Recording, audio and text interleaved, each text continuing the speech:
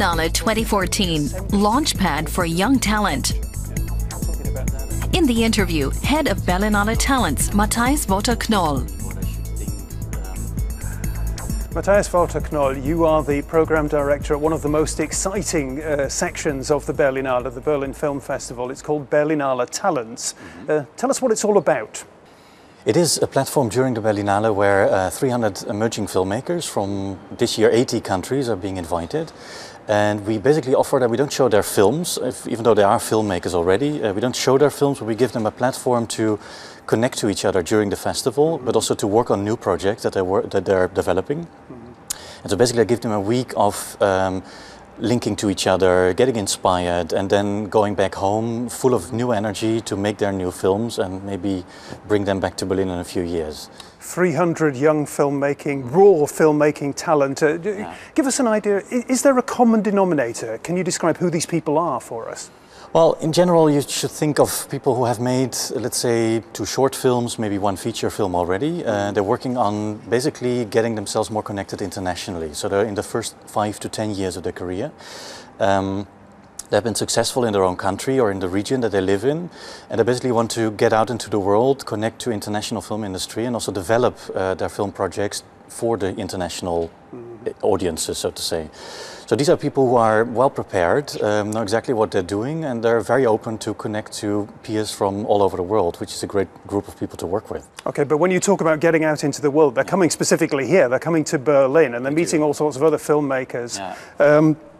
But the world is here this week, during the Berlinale. But it's interesting, what I'd really like to know is what's their relationship to Europe and European filmmaking? Well, I mean, because the Berlin International Film Festival is the center of the film world, I would say in February, people come here, come to the European film market, come to screen their new films here in the competition and many of the other sections of the festival. And Berlinale Talents directly benefits from that because everything is happening here during the week. Also emerging filmmakers can benefit a lot from that, and that's why it really makes sense for them to come here this week. Okay, and the theme you've chosen this time round, the thematic focus, if you so will, and I'm going to quote here, is ready to play, ? And then breaking the rules, ? What's all that about, breaking the rules? There's a lot of question marks, a lot of answers to be given during the week. You have to deliver, yeah? Yeah, we will. The focus this year is, the title says it already a little bit, it's about, well, the focus is on screenwriting and storytelling, which sounds very natural probably for filmmakers, because filmmakers are audiovisual storytellers. What we basically want to focus on is to tell stories in maybe unusual ways, to consider maybe using different formats to tell your story in, to develop stories in a different way, maybe also to think creatively about how to finance your films, because we cannot all wait for film funds to say finally, yes, yeah, you can shoot your film with our money. And I think with a young generation of filmmakers, it's extremely exciting because these people are very open and very willing, and also when it comes to finding new solutions, very eager to find answers to these kind of things. The Berlin Film Festival always likes to view itself as a sort of a politicized film festival. How politicized are these young filmmakers that you're telling me about? I think it's depending on where they come from. I mean, it's really different. As I said, we have 300 filmmakers from 80 countries. Half of them come from Europe. We have lots of South American, very exciting South American filmmakers this year as well. And we particularly noticed that this year from South America there's coming quite some interesting stories and angles from people wanting to tell a couple of things that we feel has a high quality, and that's also why we invited them to come to Berlin, of course. What you of course see is that when it comes to political engagement, how much people feel connected to politics going on, to things going on in their own countries, it really depends on where they come from in the world. I would say that in Europe people are not so politically engaged normally. It's more love stories, boy meets girl stories, I would say, from Europe. Very interesting, very nicely made, beautiful things as well. From Southern Europe, of course, you see that many filmmakers tell stories that directly link to the crisis and change life circumstances. So yes, there is a political undertone in there, sometimes very clear. From other parts of the world, it has a total different angle. And I think that's also one of the exciting things from the event. The European filmmakers and German filmmakers will also meet peers from other parts of the world and realize that stories can be told in a very different way when you're coming from a different part of the world. You mentioned stories, you mentioned script writing. Script writing, often films these days are very, very script driven, and the scripts tend to be very sort of explicit very often, with lots of signposting so that audiences know exactly where to go next and exactly where they're being led. Are you encouraging a more subtle approach? Absolutely, yeah. I mean, when you just said that, I mean, it's not the kind of cinema I particularly like. I mean, I don't like to be told on screen what I should think. It's happening increasingly though these days. It is true. It is true, but I think the great thing about film festivals like the Berlinale is that a lot of films are being screened. Around 400 films from the most remote parts of the world are being screened here. So you will see lots of films, and there is the opportunity to see many films that do that in a very different way. And I think when it comes to ready to play and breaking the rules, I think filmmakers should specifically also think about not being too explicit, not trying to explain everything in dialogues or illustrating that by beautiful cinematography and so on. I think when it comes to sound design, production design, but also acting, I think it's very interesting and also more realistic when it comes to traditions or what filmmakers want to do, to play around with that and also try new things and not to be too commercial or too mainstream. Okay, and that's an interesting word you just used, realistic, there, because I know it's something that's very close to your heart, the documentary film. What's the relationship these days and in what you're doing between documentary films and sort of, you know, more conventional full-length feature films made for entertainment?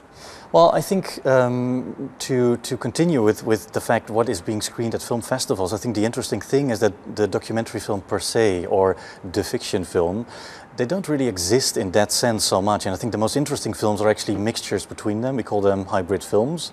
I think this year at the Berlinale, but also among the films that are made by alumni of our program that also return to the Berlinale every year.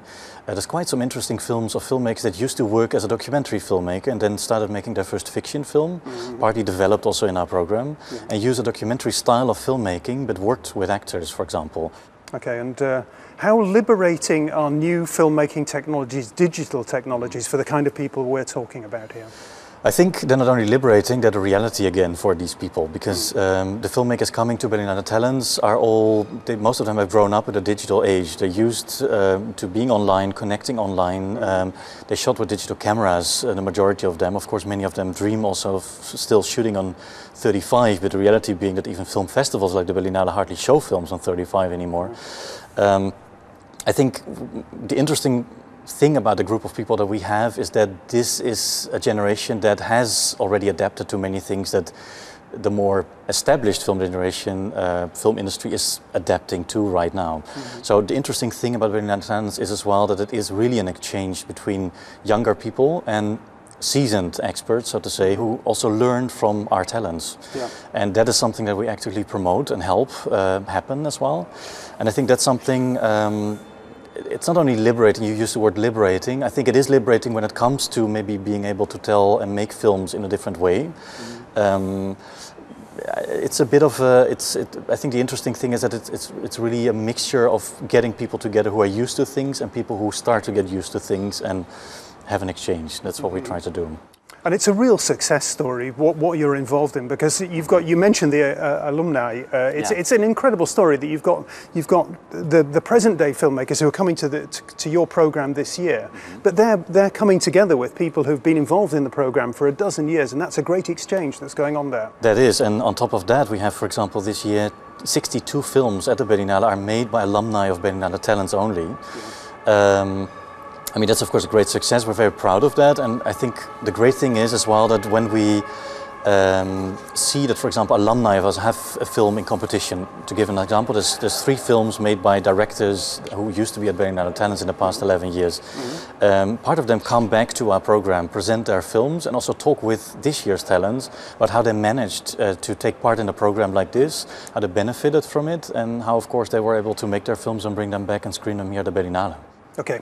We have to talk about audiences as well before I let you go, because to what extent are audiences open for the kind of risk-taking, rule-breaking movies that we're talking about here? I think it depends, of course. I mean, it's for sure that many films that are screened at the Berlinale and are made by filmmakers also invited to Berlinale Talents might not reach huge audiences. I think they will never reach mainstream cinemas. Some of them do, some of them really become also quite successful mainstream filmmakers. But I think that's not really what the aim should be. I think the aim should be is that filmmakers should be aware that they're not just making films for themselves because they need to make a film, but they should realize that the story that they want to tell should at least reach people. That can be at classical film festivals and classical film screenings. Mm-hmm. It can also be because they realize that there might be many new ways of reaching audiences, because audiences are not just coming to cinema anymore. They go online, they download films, or they might want to see films in very different events. We have an event, for example, focusing on how museums or theaters also work with audiovisual footage, and how filmmakers can also tap into that and make maybe also films that might fit into themed exhibitions, for example. And I think to make people think and realize that making films is not only something for the big screen, but it can also be very well working on other screens or on other platforms. I think that's something that should really be considered, and that's something that we try to get across. Okay, last thing. I need a headline.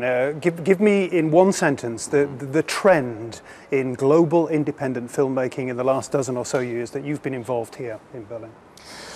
That's very different and dangerous one. I would say that in general, I think that a new generation of filmmakers is demanding and way more professional than they used to be, let's say, when Berlinale Talents started in 2003. I think that filmmakers, as many other people, also because it's easier to connect. I think people demand and expect quicker reactions, quicker results. And I think when you link that to Berlinale Talents, the reality is that filmmakers are way more capable of adapting as well to what audiences want and what kind of stories they want to tell and how to make them. I'm not sure if that's a tagline, but I would say that people are way more, it's easier for people to adapt and to tell more interesting stories and also to connect themselves to what's going on. I don't know if that's good enough. Sounds fascinating. It was a very long sentence indeed. Yeah. Matthijs, Wouter, Knol, thank you very much for talking to us today. Thank you. Great stuff. Thank you. Thank you.